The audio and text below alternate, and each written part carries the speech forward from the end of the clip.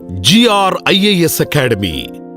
Hello all, welcome to IAS Academy and welcome back to the program Editorial Daily, where we deal with editorial analysis which enriches your perspective and enhances your answer writing preparation.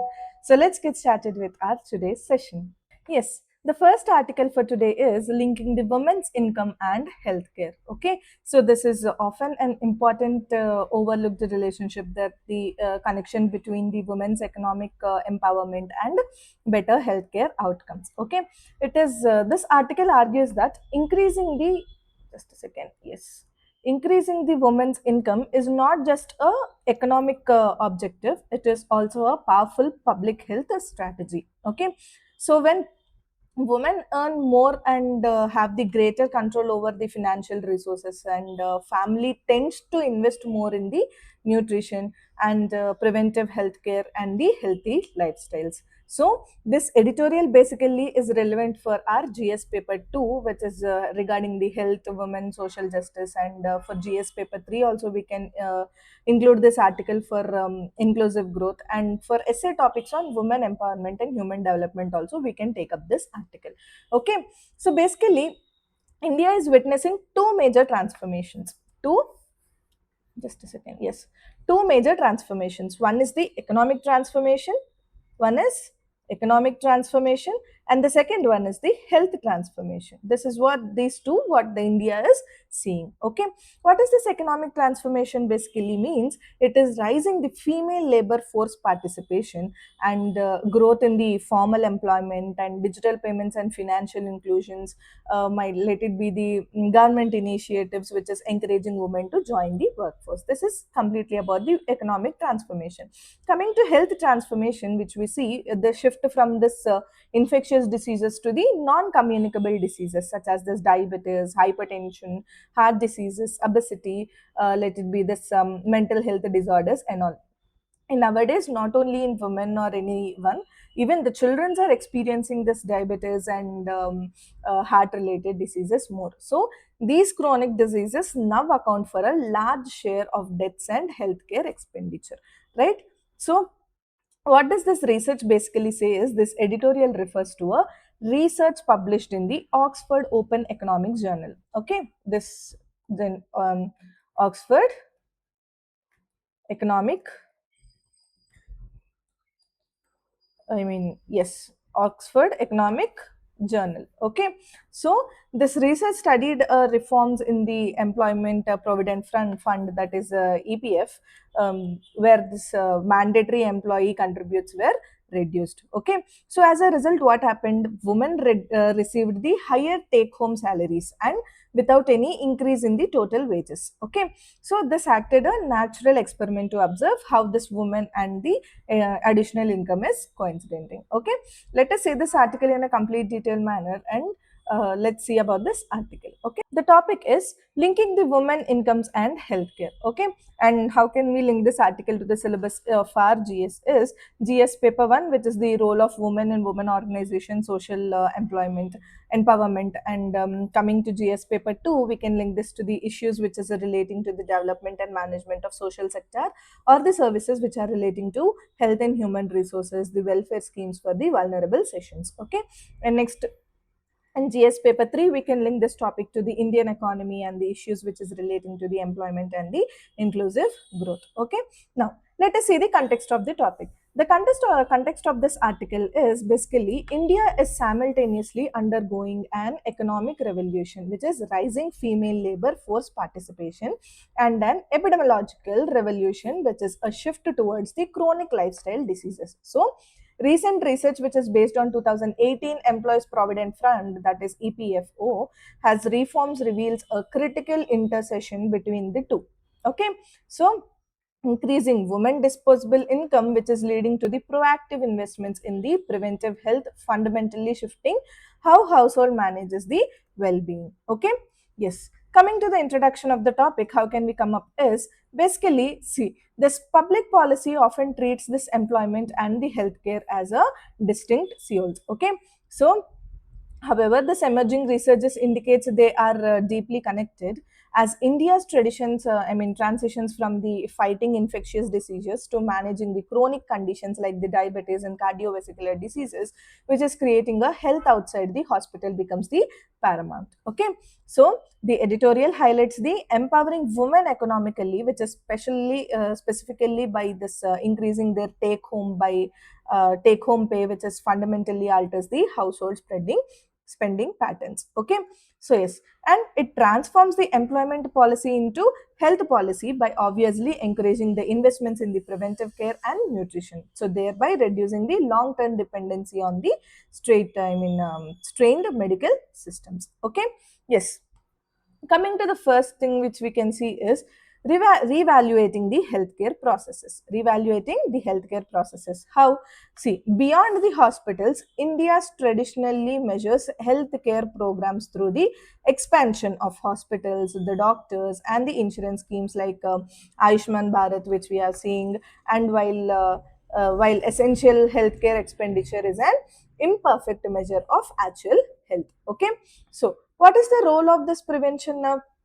This major determinants of health like outside clinical settings and better nutrition, healthier lifestyle, timely preventive care, and the informed household decision making. Okay, and next thing is the paradigm shift. What is a paradigm shift in this? This a drop in the healthcare expenditure, like spending on the medicines and the consultations. It is not always a sign of neglect. It is not always a sign of neglect. It often reflects better prevention and fewer illness requiring treatment. Okay, yes.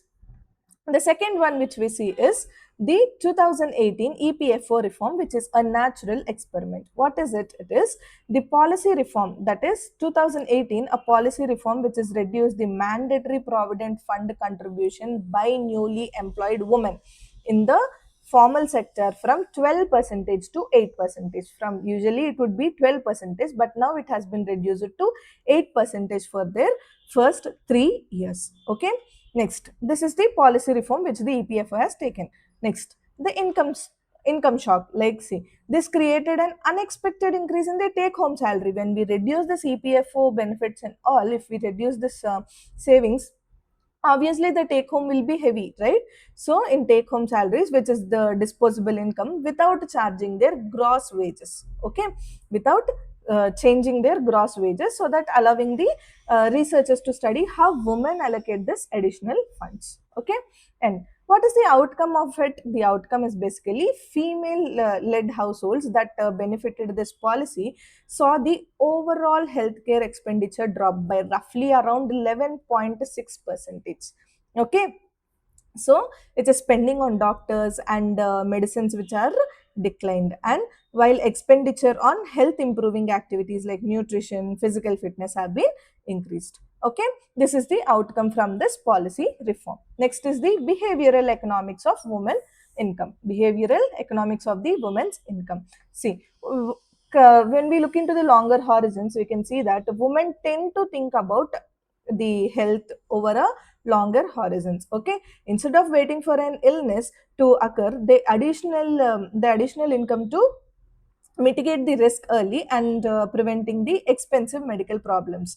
Okay, so next, when identity of the earner matters, identity of the earner which matters. Okay, so aligning with the research of this economics like what you say, this Esther Duflo and the Abjit Banerjee, this evidence shows that when women control the resources, households see greater investments in the education, nutrition, and the children well-being. So women do not just spend more; they spend differently. Okay, yes. And next thing is the implications for the India's public health.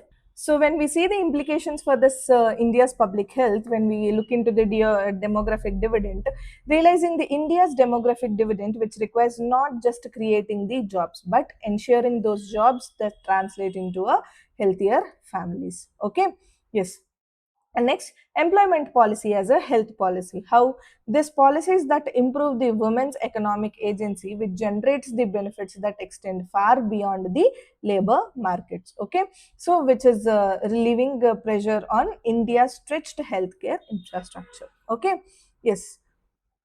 Next is from out of the pocket, which we see the proactive investments which help mitigate the high out of the pocket expenditure that still dominate India's healthcare financing. Okay, yes. The next point which we can see is the implications for the policymakers, that is converting the opportunity into public health dividend. How? See, first is recognizing the health multiplier of woman income. Like, see, the women take home pay, the take home salary of the woman have a multiplier effect on the household health outcomes. Okay, and the economic employment, which is translates into higher investment in the nutrition, preventive care, and the healthy lifestyles. And also, the policy must view the woman's income not just as an economic goal but a public health intervention. Okay, yes. The next thing is the design employment policies with the health outcome in mind. Okay, which promotes the policies that increases the disposable income of a woman's employee. Okay, and it encourages the formalization of job security, safe workplaces, and predictable hours. Okay, and it also thinks beyond the creation to job quality that improves the well-being of the family. Okay, yes. The next thing is the shift focus towards the prevention ecosystem. Okay, which is nothing but it builds the ecosystem for preventive health, which is the nutrition program, either it be the infrastructure, I mean fitness infrastructure, early screening, and the health literacy. Okay, so basically when we see this integrated these with the women centric schemes like Poshan Abhiyan, the Fit India, and the Ayushman Bharat health and wellness centers. Okay, yes. And it is also there to prevention today's reduce expenditure tomorrow. Prevention today which reduces the expenditure tomorrow, which we can take about. Okay, next is reduce out of pocket burden through preventive investment. How? See, high out of pocket expenditure remains a major burden on the Indian households, right? So, basically, this preventive investments can reduce the frequency and severity of the illness, okay, which is which is thereby lowering the the out of pocket expenditure. Okay, so strengthen the primary healthcare and community level services to support this tradition. Okay, yes. Coming to the conclusion of this topic, how can we conclude is, see, the fundamental question for the policymakers is no longer just whether the healthcare is necessity or a luxury, but whether the households are empowered to create health rather than merely purchasing the healthcare. Okay, so this new evidence adds a vital ingredient to the India's development strategy. So the economic empowerment of women. Okay, empowering women with higher income is not just a labor market objective; it is quietly becoming one of the India's most effective investments in long-term public health. Okay, see, you can see here women economic empowerment gives a better spending choices at home, and improved health and prevention, and stronger nations, healthier India. Okay, so when women earn more, India becomes more healthier. Okay, now when we see the way forward for this article, how can we come up with a way forward? Is first is build on policy levers like EPFO reforms to increase the women's disposable income sustainable. Okay, next sustainably, and next to create a quality jobs for women with formal benefits and good growth opportunities. Okay, and next we can say we can mainstream the preventive health in all social sector programs to strengthen the community health systems with special focus on women's and adolescents, and foster multi-sector coverage between the labor, finance, women health, and child development ministries. Okay, next to measure the success not just in income or GDP but in healthier families and reduced disease burdens. Okay, this is the way forward which we can take up for this article. Okay, next, there are few keywords and key terms and the concepts for this mains we can see in this is, first one is the epidemiological revolution. What is this epidemiological revolution? It is nothing but a shift in the population's disease burden from infectious disease to the chronic non-communicable diseases, okay, like we say the diabetes and the hypertension. So it requires a shift from treatment centric to the prevention centric health strategies, okay. Next is the income shock. What is this income shock? It is a sudden unexpected change in the disposable income. Okay, so in the context which is positively driven by the EPFO reform, so it serves a natural experiment to study how these households, especially the women, allocate this additional resources when given which are greater economic agency. Okay, next, the third thing is the creating health wages, purchasing the healthcare. What is it? It is nothing but it is the distinction between the investing proactively in nutrition, fitness, preventive care, and the healthy lifestyles, which is create health, and versus spending money on threatening an illness after it occurs, which is the purchasing healthcare. The former reduce future diseases, burdens, and costs. Okay, next. The fourth one is out of pocket expenditure. Okay, and which is a direct payment which is made by the individuals to the healthcare providers at the time of the service use. Okay, so this out of pocket expenditure remains a massive burden in India, which is pushing many households into debt and deterring them from seeking the necessary care. Okay, so preventive investments can help reduce this out of pocket expenditure. Next, the next fifth term is employment policy as a health policy.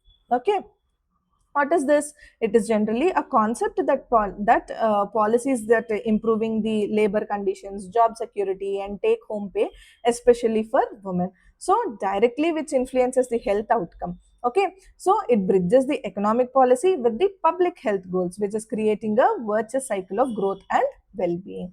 Okay, next, the sixth term which we can see is evidence informed policy making. What is this evidence informed policy making? Is the 2018 EPFO reform, which we have seen, which provides the robust empirical evidence of how this policy design can influence the household behavior and the public health. So such natural experiments are crucial for crafting the policies at the maximizes the social returns. Okay, and the last one which we can see is women's economic empowerment and social multiplier. What is this? When a woman controls the income, not the male, when a female or a woman controls the income, the benefits extended beyond themselves to children, family, and the communities, so which is improving the education, the nutrition, and the overall well-being. Okay, so this creates the intergenerational and the societal returns for the greater than the initial income boost.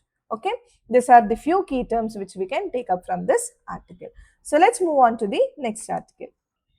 Yes, the next article for today is India's EV transition, which cannot afford to ignore the retrofitment. Okay, so this is the way, basically, it is an important aspect of India's electrical mobility journey, which vehicle retrofitment. Okay, so while India is rapidly promoting this EVs, basically, government is also taking up initiatives of I mean, promoting this electronic vehicles. The editorial argues that replacing all these old petrol and diesel vehicles with the new EV vehicles is neither economically feasible nor environmentally sustainable. This is what the article is completely arguing about. Okay, so instead, India should adopt the vehicle retrofitment, which converts the existing the internal combustion engines, the engines which we are using in this petrol and diesel tanks, to vehicles into electric vehicles. Okay, yes. So this topic is relevant to our GS papers of GS paper 3, basically in the environment topic and all. We will see that. So India's imports over basically 85% of its crude oil. Okay, as we have seen this West Asian crisis about this oil and all, due to this wars and all, how much we have been affected about this crude oil exporting and all. So making it highly dependent on this global energy markets. The recent geopolitical conflicts, which have been especially in the West Asia, have highlighted the risk of this oil dependency. Okay, so reduce these emissions and improve the energy security, India has promoted the electronic vehicles through initiatives such as we have seen few initiatives, FAME scheme. We can see the state EV policies, and PLI scheme, PLI schemes for the advanced chemistry cells, and PM E-Drive scheme. PM E-Drive schemes also have been come up for this electronic vehicles promotions. Okay, so although the EV sales are increasing, the petrol and diesel vehicles still dominate the India roads. Okay, so what is this? We are talking about this retrofitment. What is this vehicle retrofitment? Basically, is vehicle retrofitment is nothing but it is a process of converting an existing petrol or the diesel vehicle into a electric vehicle by replacing what? By replacing the internal combustion engine, by replacing the fuel tank, and by replacing the exhaust system. Okay, these three have to be replaced with the electric motor, like a battery pack or and a controller and a electric uh, drive it in. Okay, so the vehicle chassis a body remain the same, only the vehicle chassis and a body what is there to the vehicle will remain the same. This is what you call the vehicle retrofitment is. Okay, so why this retrofitment has to be done? Because it is very important for this affordable EV transition, because buying a petrol or a diesel vehicle is very much far easy than buying a EV vehicles, right? So buying now EV vehicles is very expensive. Okay, and obviously the environmental benefits also we can take up, and energy security, the employment generation also. Okay, so this editorial notes that EV adoption is increasing rapidly, but yet over 38 crore petrol and diesel vehicles continue to operate in our country. So EVs are still constituent only a small share of India's total vehicle population. So therefore, replacing this every old vehicle with a new EV is unrealistic in the short term. Okay, let us see this article in a complete detailed manner, and let us see in which topics we can link this article to. Okay, let's see. Yes, the topic is India's EV transition, which cannot afford to ignore the retrofitment.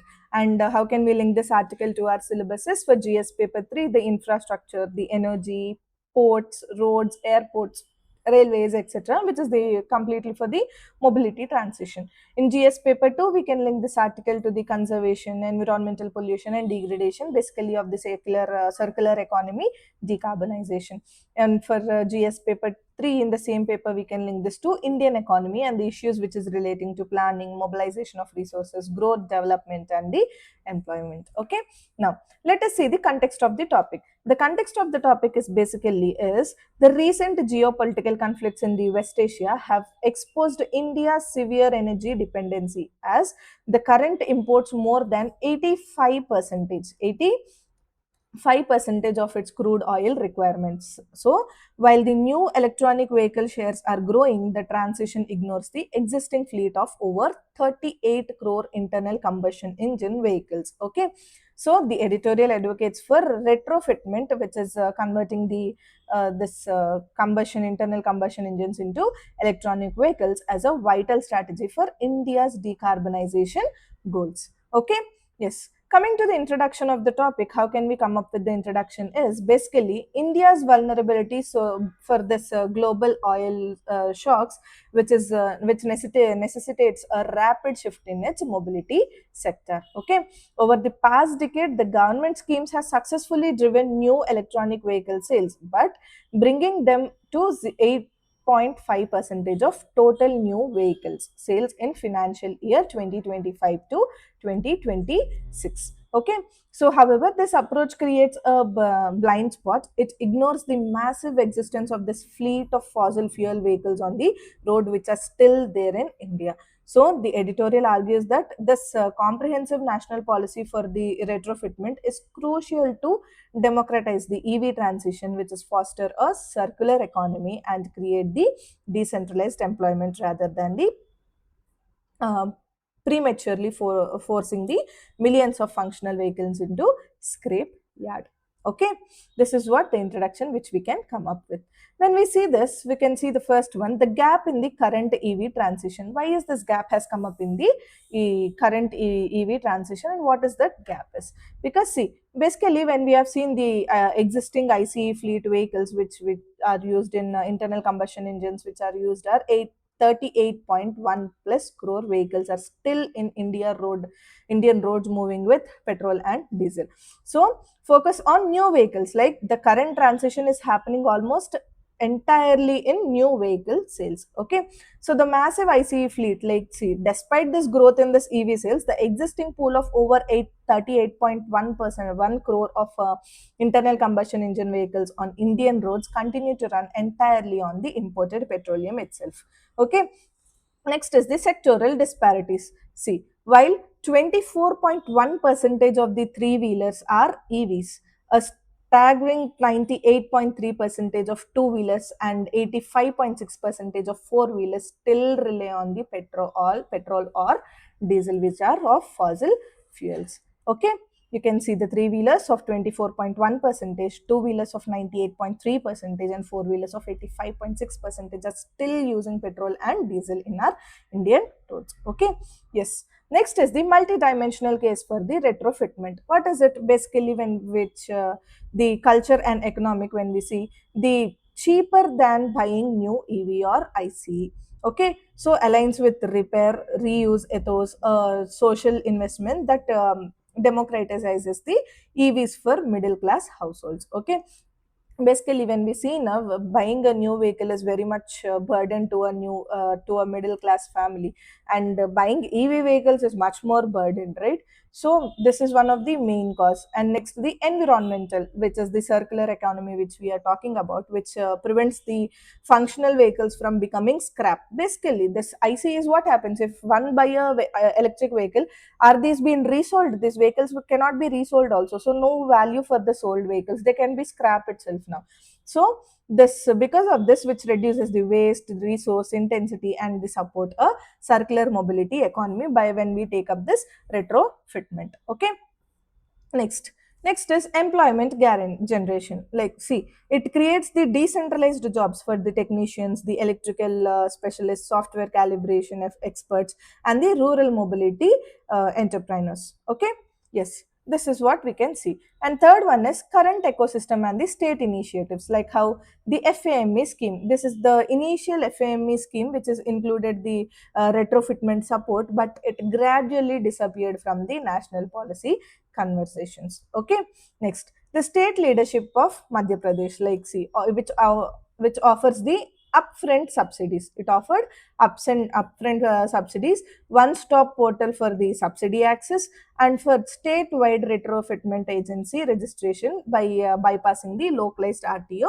hurdles. Okay, next is maturing the market. How the certified retrofit companies are now working alongside the testing agencies, the insurers, and the what you call the signaling market confidence and the financials. Okay, yes. The fourth one which we can talk about is the recommendations for a national retrofitment framework. How come? First is the standardization. How this retrofit policies must be standardized uniformly across all the states, not only one, two states, all the states have to be get up with this. And next is the financial recognition. Like, see, financing the institutions must formally recognize the retrofit vehicles in as a financeable assets to provide the loans. Okay, next is the robust certification. Robust certification, like basically when we see create a strict certification and safety standards to eliminate the low quality and informal and unsafe conversions.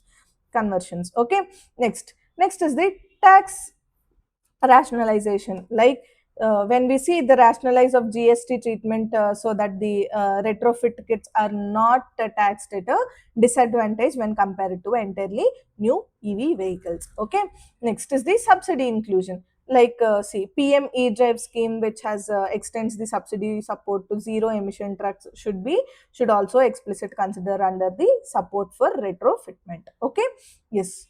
Coming to the retrofitment, which is a way forward which we can take for, is a strategic way forward which we can write for this article is, first is standardization, which is a retrofit policy must be standardized uniformly across all state, as we said, and harmonized guidelines will ensure the consistency, inter uh, inter interoperability, operability, and ease of implementation. Okay, next is the next one which we see is the financial recognition. financial recognition. Like, see, the financing institutes must formally recognize the retrofit vehicles as a financial assets, and they will enable the easier access to loans and the credits for vehicle owners. Okay, next is the robust certification, like to create a strict certification and safety standards, and eliminate the low quality, informal and unsafe conversions that erode the consumer trust and geoparadise the safety. Okay, next way forward which we can take up is tax rationalization. It is nothing but rationalizing the GST treatment so that the retrofit kits are not taxed as a disadvantage when compared to entirely new EV vehicles. Okay, so this will ensure a level paying field and encourage the adoption. Okay, next, the last way forward which we can see is the subsidy inclusion. The latest PM e-drive scheme which has come up, which extends the subsidy support to the zero emission trucks, this should also be explicitly considered and support to retrofitment. Okay, yes.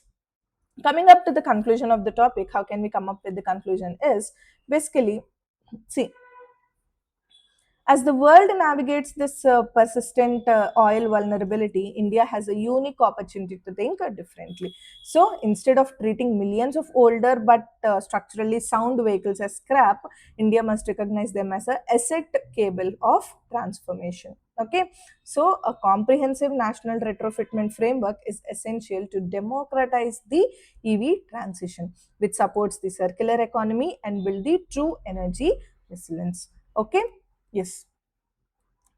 And the why this retrofitment matters for India, which we have to see is, first one is the energy security. For energy security, like, it reduces the dependency on the imported crude oil. When we shift to the EVs only, we can reduce this oil dependency.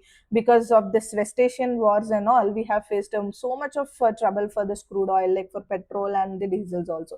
Okay, so first is the energy security, which we can talk about, which reduces the dependency of the imported crude oil, that is mostly 85% of India oil needs. Okay, next is the environmental impact, like it cuts the emission, it reduces the waste and supports the India's decarbonization goals. The next is the affordability, in the sense it's cheaper alternative to buy a new EVs or a new ICE vehicles. Okay, next is the inclusive growth, like how it makes the EV transition accessible for middle class and the lower income households. Okay, next is job creation. It builds a decentralized ecosystem which is generating the local jobs and entrepreneurship. Okay, and last one we can say is the resource efficiency, by how it promotes the reuse of the existing assets and maximizing the utility of the resources. Okay, and yes, there are few high impact terminologies and keywords for the mains exam, which we can see is, first is retrofitment. What is retrofitment? As we have seen, upgrading an existing internal combustion engine vehicles into electronic vehicles. Okay, next is circular mobility economy. Circular mobility economy is nothing but it is an economic model in which a transportation which is focused on repairing, refurbishing and the reusing the existing vehicle infrastructure rather than adopting a linear use and discard approach. Okay, next is the structural vulnerability. What is it? It is a deep rooted systemic weakness in an economy, which is highlighted here by India's more than 85% of dependency on the imported crude oil. Okay, yes. Next is the decentralized employment models, like it creates the job creation that is distributed across the local geographics, that the repair shops, the local supply chains, the rural enterprises, entrepreneurs and all. So rather than concentrated in large and centralized manufacturing hubs. Next is ICE fleet, internal combustion engines fleet. That is the internal combustion engine vehicles, which is the traditional petrol or the diesel vehicles, which we are still using. Okay. Next is this social intervention in tech, which we see a technological shift that doesn't not just improve the efficiency, but actively bridges the inequality by making green tech accessible. Okay, to lower and middle income groups. Okay, next, the last one which we can see is the robust certification and safe standards. While the defined testing, certification, and the safety protocols to ensure the quality, performance, and consumer confidence in the retrofitted vehicles. Okay, yes, and these are the few what you call this high impact terminologies and keywords for the mains exam, which we can take up for this article. Okay, yes. And yes, these are the two articles for today. Basically, this articles which underlines a common principle that India's development journey must be inclusive, sustainable, and people-centric. So, the first editorial which we have spoke, which highlights that a woman's economic empowerment is a powerful tool for empowering the public health. Okay, for improving the public health, while the second article argues that a vehicle retrofitment can make India's EV transition affordable. Okay, so together they demonstrate that the effective public policy should move beyond the isolated and sectoral approaches and recognizes the interconnections between the economic growth, the social welfare, the environmental sustainability, and the human development. Okay, so for India's vision, when we see the Vikshit Bharat 2047, which policies must not only promote growth but also ensure the benefits of development which reach every citizen. Okay, so empowering women economically and adopting the innovative technologies and the circular economy solutions like the vehicle retrofitment are the examples of how inclusive policies can sustainably strengthen the economy and improve the quality of life and reduce the environmental impact and build the long-term national resilience. So, in the essence, the future of India's progress lies in the integrating economic reforms with social justice and the sustainable development. Okay, these are the things which we can take out from these two articles. Okay, yes, I hope everyone liked this video. To have a complete PDF on it, do visit our website and download it from there. The links are provided in the description below.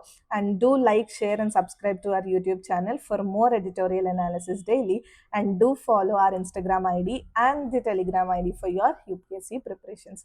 I'll see you all soon tomorrow with another editorial analysis. Thank you.